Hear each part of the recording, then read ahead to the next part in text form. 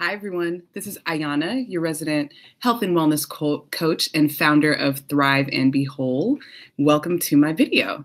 I'm so excited that you're joining me today because today I'm just going to do a quick video about some practical tools and strategies, almost got a little tongue twisted there, that help you cope with and work through body image issues. Okay, so this is all about practical tools that help you release body shame. Okay, so I'm very excited to have you here today. And if you are not familiar with me, I'll tell you a little bit more about myself. I am a certified health coach and a certified life coach. And I like to say that I help people find empowerment using self-care and self-love strategies. So this is all a part of that. I have a larger business. Again, I founded it back in 2016. It's called Thrive and Be Whole. And I'm very excited to announce that very recently, I also just, I quit my 9-to-5 job, and this is my exclusive focus. So I'm excited to be bringing content to you like this. And so you can check it out, a bunch of free resources. And then if you're looking for coaching, you can definitely hit me up or put information in the comments. Also, my website is below, so you can also join my mailing list and get a whole bunch of access to different, discounts and tips and self-care stuff. It's really cool. So check that out. All right, and this is one amazing free resource. So again, this is all about practical tools to help you get past and release your body shame. Okay. And so what I'm going to do is I'm a former educator, so I'm always using slides. So bear with me for a moment, but I'm going to share my screen because you'll get a chance to look at that. Let's see here. Oh, one of the things I want to add while I'm switching screens is if you don't know anything about my story, I'm extremely passionate about health and well-being, about living your life through self-care and taking care of ourselves. And I'll tell you a little bit more about that in a second. Let me do a quick screen share here. Okay. I'm going to go to my PowerPoint. And all right, here we go. So join me. This is practical tools that help you release body shame with me, Ayana, your health and wellness coach. And I love that picture of the nun, by the way. She'll show up in a lot of stuff. Okay, so if you're somebody who's struggling with body shame, there's so many of us who do. I believe there's a statistic out there. I can't remember exactly which study I got it from, but I have to go back and figure this out. But about 80% of women in the United States hate or dislike some part of their body or want to change some part of their body. That's a huge statistic. And unfortunately, I don't have that statistic for men, but the numbers are very staggering. We know that we're living in a society that encourages us to feel like we have to look perfect all the time, quote unquote perfect, by the way, that we have to conform to what society deems is perfect. And so many of us struggle with that and with our self-esteem. And that gets in the way of our ability to meet our health goals and and to stay consistently healthy. I'm writing a blog post that'll be available on my website. So you'll see the link in just a moment, but you can check that out for more about all of the different things that get in the way that can block us from actually accomplishing our health goals, and having shame is one of them. So these are some tools that will help you release body shame so you can move forward and make the progress you want to make. Okay, here's a little bit more about me. Yep, these are some throwback pictures of me and myself and my weight loss journey. And one of the things that I want to emphasize is that, I, just like everyone else, so many adults in this country have struggled with being overweight.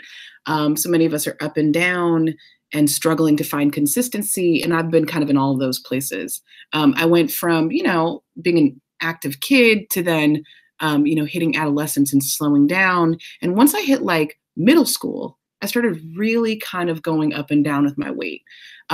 It wasn't, it would be like over a couple of years type of period. So I might spend a year or two kind of being on the heavier side. And then I'd spend like a little bit, maybe a couple of months or a couple of years going and appearing more physically fit. But I was still eating kind of whatever foods I felt like eating. And just so folks know, if you don't know me, then you should know that I am African American and also Caribbean American. I'm Haitian. So both of my people are people who love to eat. And I've always loved to eat really good food. And so you can see here that on the left of the screen and in the middle here, there's a picture of me at my wedding. I was also very, very pregnant, by the way. But you'll see that I was about like maybe 35, 40 pounds overweight. And here I was about like 45 or 50 pounds overweight. Now, granted, there's a baby in that stomach, but I was overweight before I got pregnant, which led to me being super overweight by the time I ended up giving birth. And here, this is me now. I'm down 40 to 50 pounds. And I've managed to keep that weight off for almost a year now, which is really incredible. And the way that I did it was not because I do know a little bit more than I did back here about like, the right foods and all that type of stuff. But we all know logically what it is we need to do. The biggest difference for me to get here and lose 40 to 50 pounds and be consistently healthy, which is where I'm at right now, thankfully, is that I had to start accepting my body as it was here when I was overweight. I had to learn how to release my shame and release my body shame so I could just, so I could stay in the game and stay consistently healthy. Trying to lose weight is already difficult enough. But if you pour shame and guilt on top of it, what happens is that you lose all motivation. You spend so much time beating yourself up and feeling guilty about what you ate or didn't eat, or how you exercised or didn't exercise, and it can actually really sabotage your results. And that's something that was definitely going on for me. So here are some quick tips to kind of help you with that. So I know that so many of us, I hear from my clients that this is a struggle for so many of us. And I'm a big fan of journaling. I don't always do it consistently, but it absolutely helps me when I have a problem or when I'm trying to work through a loop or a negative mindset or negative self-talk. So journal prompts to release shame and build self-love. Here are some journal prompts that I like to use. First of all, this is very important. You got to talk to yourself the way you would talk to your best friend. That's so key. Okay. And here is the first journal prompt that I love, is just to acknowledge in writing the mistakes I made that I forgive myself for. So this is a really powerful prompt. What are some mistakes that I made that I forgive myself for? Typically, now when I'm really feeling stuck in a self-talk loop, I like to use these for as many days as necessary. But in the beginning, if you're not really used to journaling, like right now, I just kind of use them as needed. But what I would recommend to you is that if you're not used to journaling and you're not used to sorting through these on your own, I would do them daily for a few weeks. I think they say it takes about 21 days to change a habit. So for however many weeks that equals up to, I'm not doing my math right now, but 21 days, I would journal daily about the mistakes that I forgive myself for from the previous day. So if you wake up in the morning, or then you could talk about the previous day, or if you do it at night, you can talk about that same day. But what did you do that you forgive yourself for? So for example, I ate 3 cookies. Okay. That's the type of thing that if we don't forgive ourselves for that type of action, seems like a small thing, but it can just, we throw it onto the pile of beating ourselves up, and it can actually turn into shame when not released properly. Another mistake that I made that I forgive myself for, not working out yesterday. I forgive myself for eating an extra helping. I forgive myself for, you get the idea. Things I did that remind me of my strength and beauty. Okay, so this is a really good one. This first one deals with the mistakes, but then we want to start moving ourselves into what we're proud of ourselves for. And every time we take time to connect with what we're proud of, it really goes a tremendously long way with our self-love and our self-care.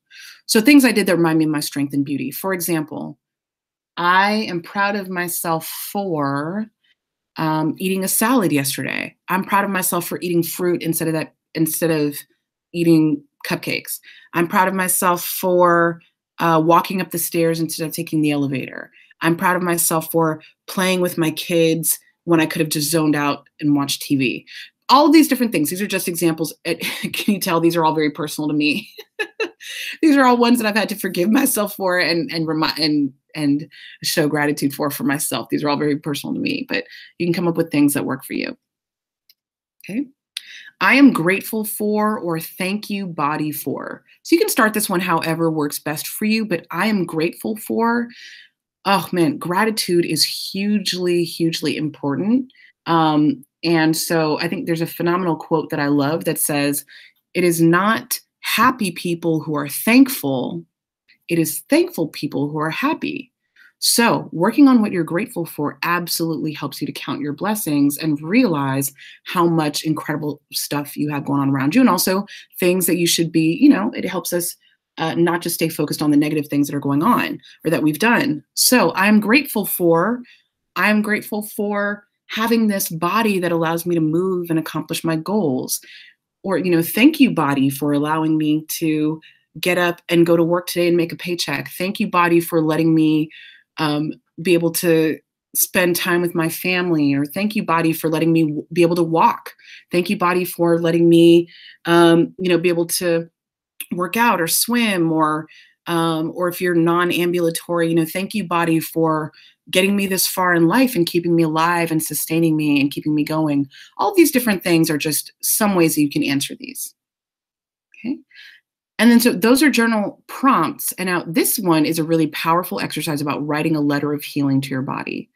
Um, and I love this. You can do this one as many times as you want to, but a lot of people use this as kind of a way to kind of wipe the slate clean and just say everything that they need to communicate to our bodies.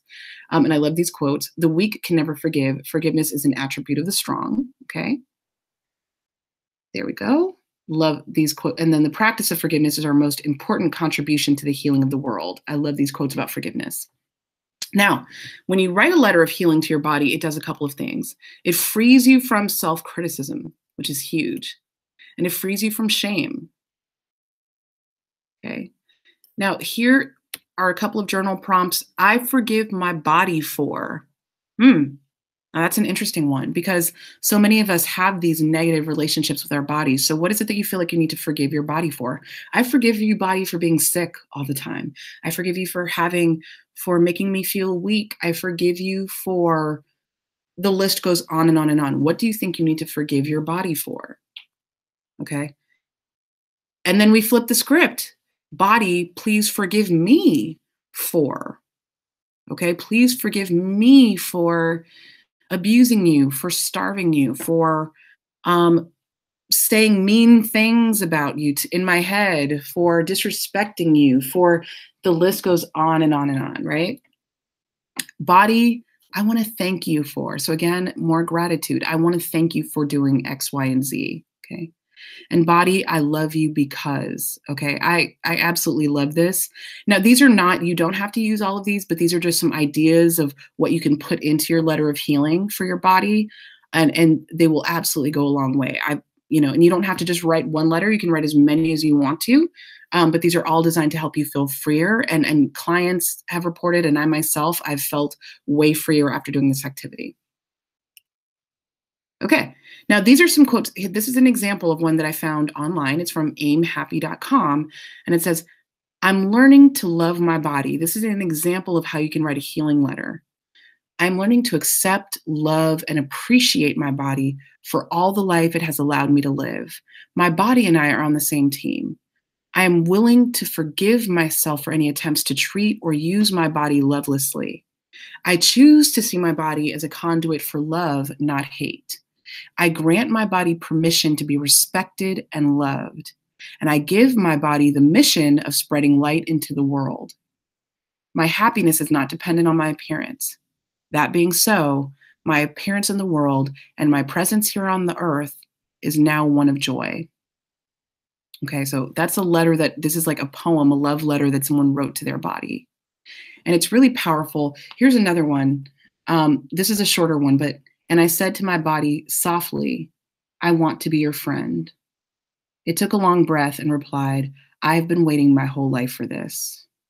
So powerful. These are both two powerful examples of how accepting your body right now where it is, that doesn't mean that we don't try to make progress or growth. It actually means that by accepting our bodies right now where they are and trying to be friends with our bodies instead of hating on them and wanting to change them and feeling disgusted by ourselves, that understanding that through loving our body and working together with our body, we will actually, the sky's the limit on our health goals. And it'll actually give us a lot of staying power to be able to accomplish the goals we want to accomplish.